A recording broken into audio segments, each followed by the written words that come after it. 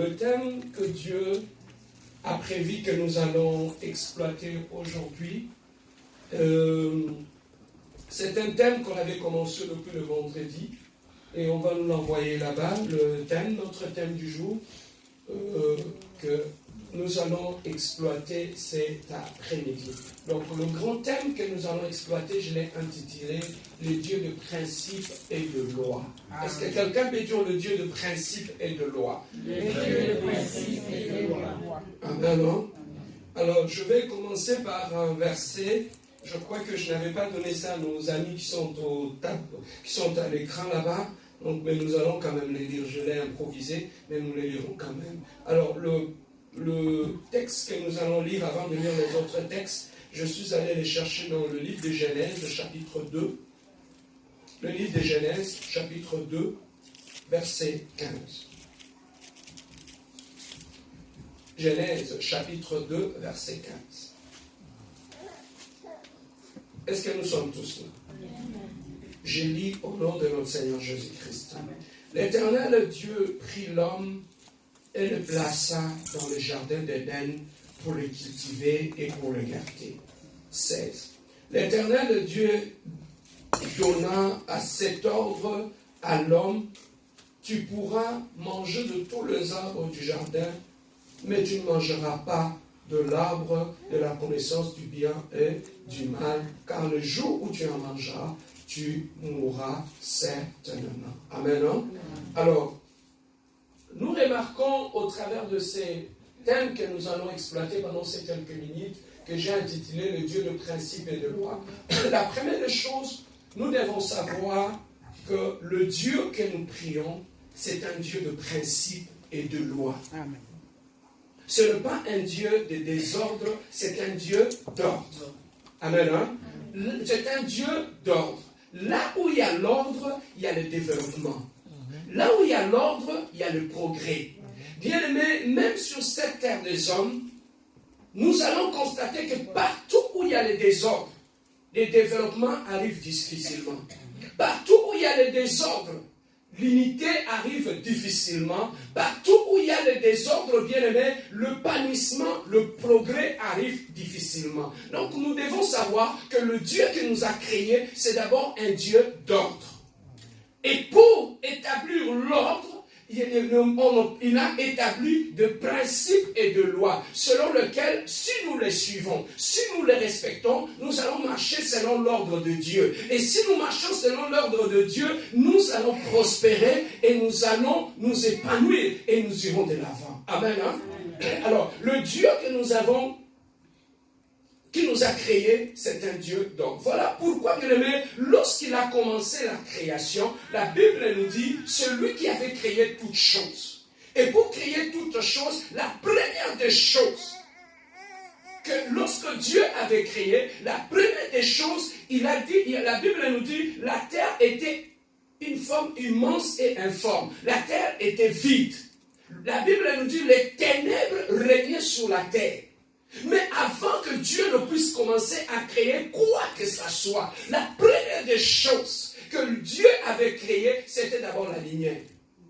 Il a dit que la lumière soit, et la lumière fut. Parce que Dieu ne pouvait pas commencer à travailler dans les ténèbres. Dieu ne pouvait pas commencer à travailler là où il y avait le ténèbre, il y avait le noir. On ne peut pas travailler dans ce domaine-là. Mais on ne peut que travailler là où les choses sont claires et les choses sont bien ordonnées. Amen. Hein? Voilà pourquoi la première des choses, avant toute chose, avant même de créer l'être humain, Dieu avait créé d'abord la lumière. Il a séparé la lumière et les ténèbres. Dieu ne voulait pas travailler là où il y avait la confusion, où le ténèbre se mélangeait avec la lumière. Il a d'abord commencé par séparer. Est-ce qu'on peut dire séparer? Dieu, c'est un Dieu de séparation. Il a d'abord commencé à séparer le ténèbre et la lumière. Est-ce que je peux avancer? Donc la première des choses, Dieu avait séparé les ténèbres et la lumière. Il a dit que la lumière soit et la lumière fut.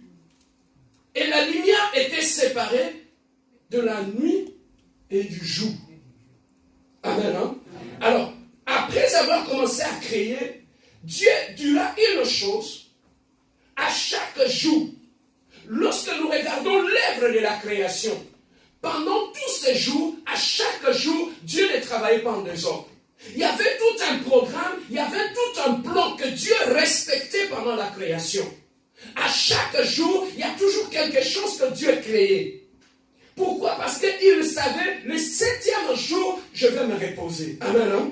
Donc Dieu avait un plan bien établi dans la création.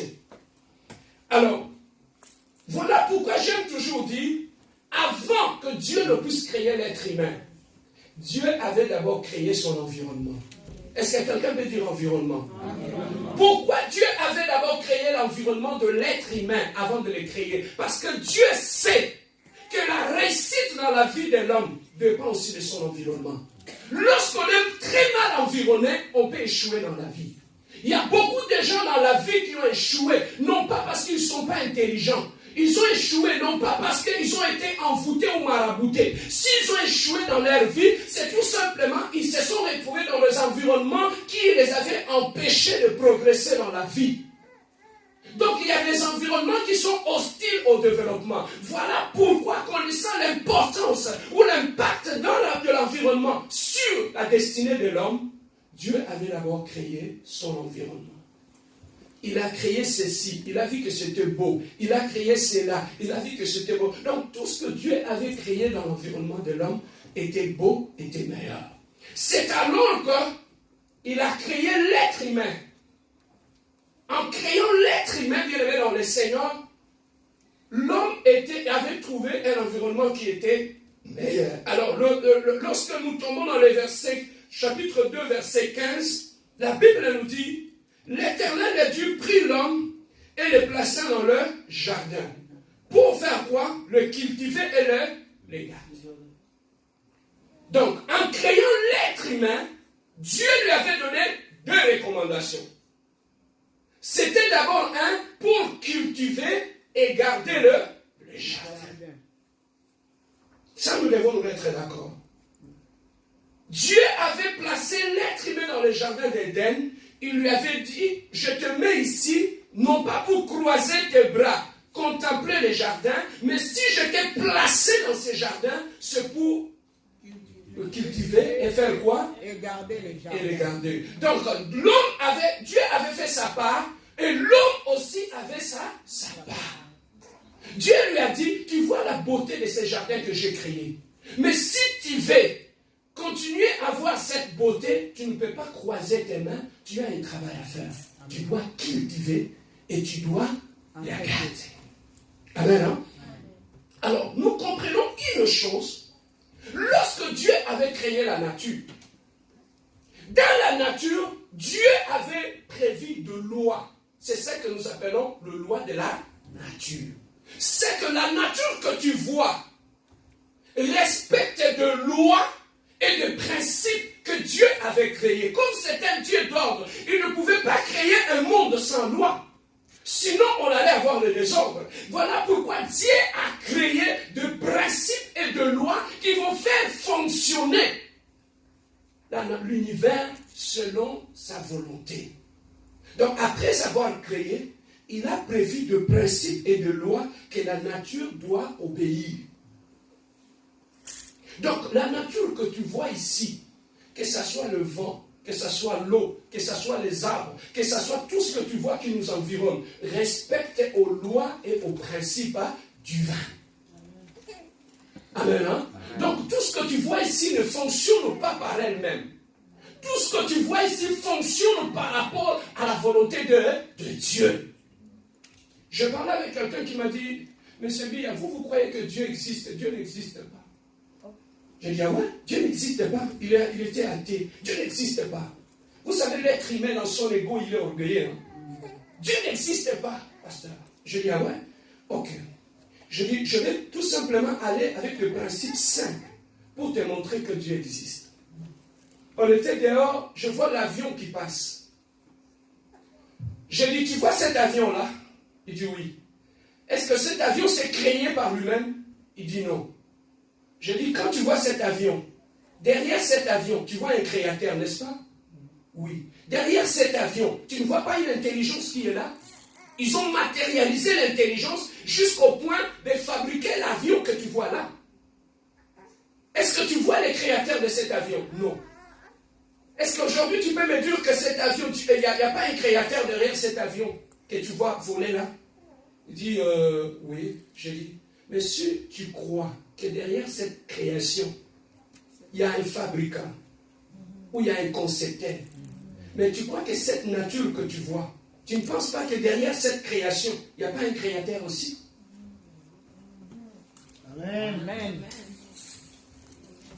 L'homme est compliqué. Il me dit, pasteur, moi je ne crois pas à la Bible. Je dis, tu ne crois pas à la Bible? Ok. Le matin, je le vois au travail, il est en train de lire l'horoscope.